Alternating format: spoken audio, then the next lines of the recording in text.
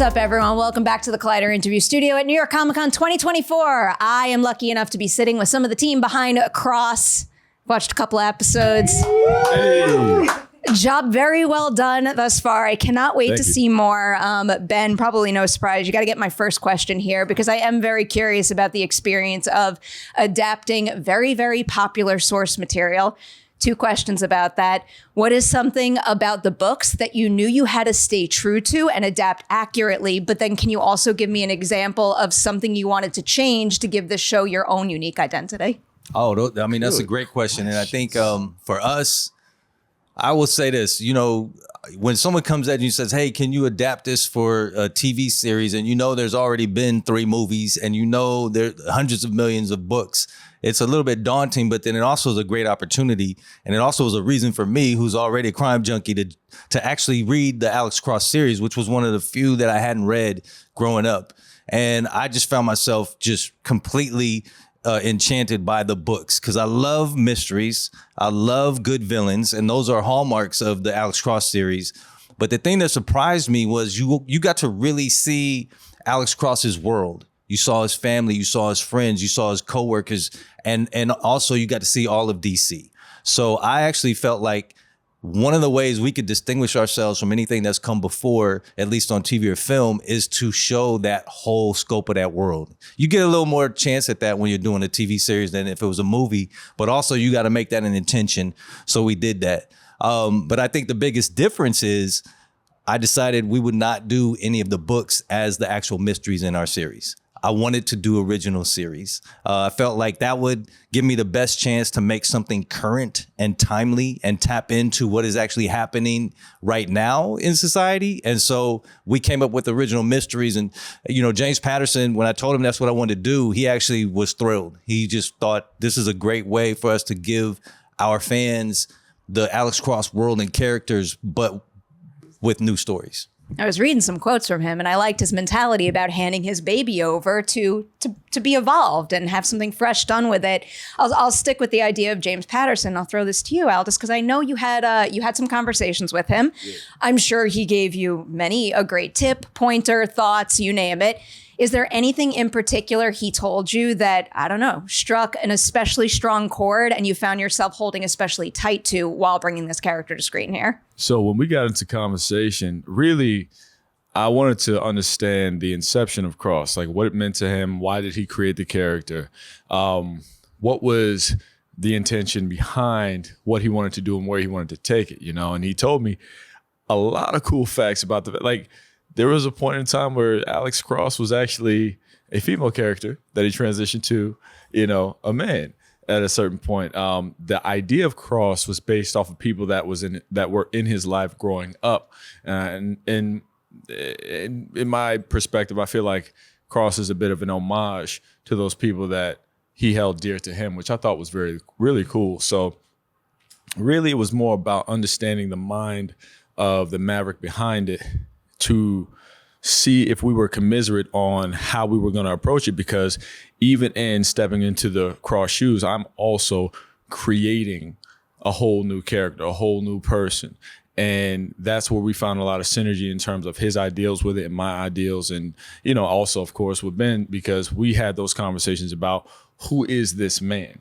You know, people have an idea of who he is from the books. They've been with him for years. They grew up with him. But we do have, like Ben said, an opportunity to present and build out something completely new and refreshing.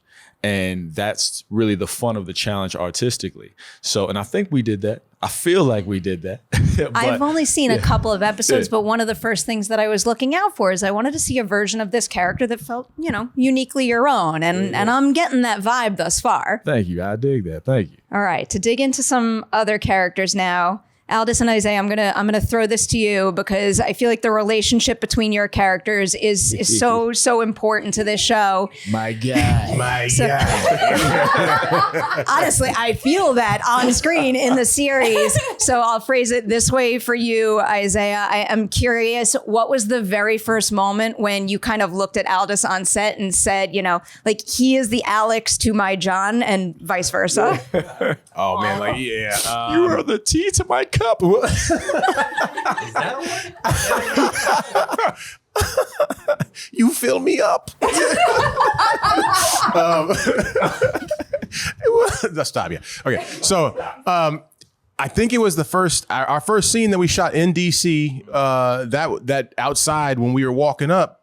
First thing we had to keep pace, so we walked from our stopping point to where we were going to start, time it out, and we had the conversation. So during that moment, it was such an easy flow of our conversation that I'm like, wow, we haven't ever had this conversation before, and it's just flowing like it's so easy.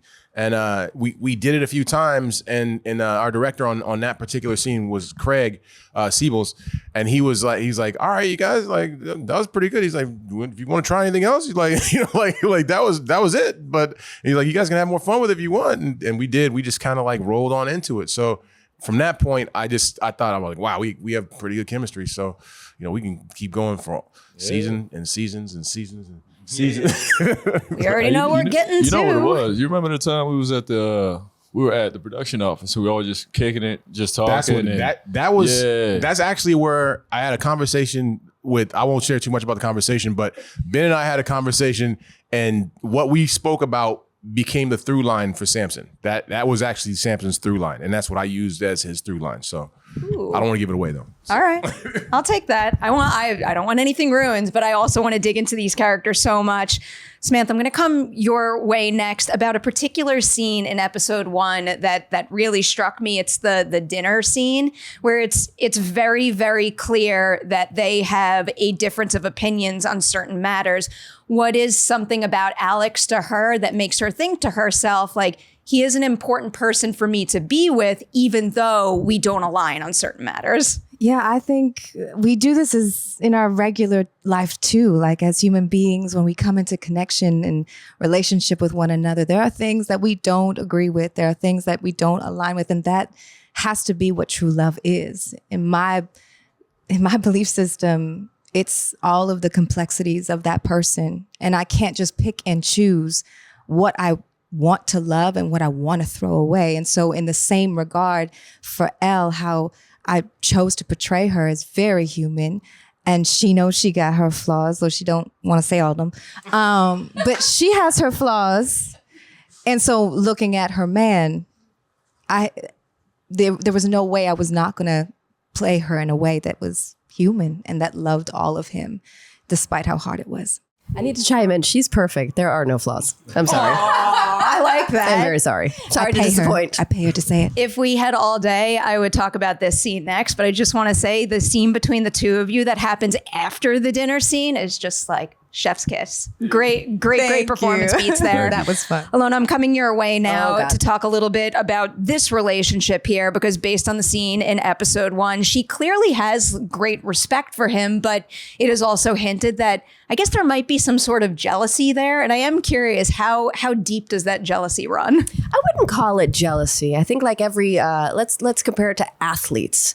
She appreciates his level of intelligence and how he does things well, and it makes her up her game. And there's just I want to keep, upping my game. And that's what he makes her do. My football obsessed brain just processed that as the defense never gets as much credit as the offense, but they're so I don't know. Sure. Yeah. Go. Let's go with that. All right, Ryan, last up on my list here. So I'm wildly fascinated by Ed. I don't know how deeply you'll be able to answer this question, but I am curious, what can you tease about why he is operating the way he is, and why operating that way will get him whatever he wants in the end, what his ultimate goal is?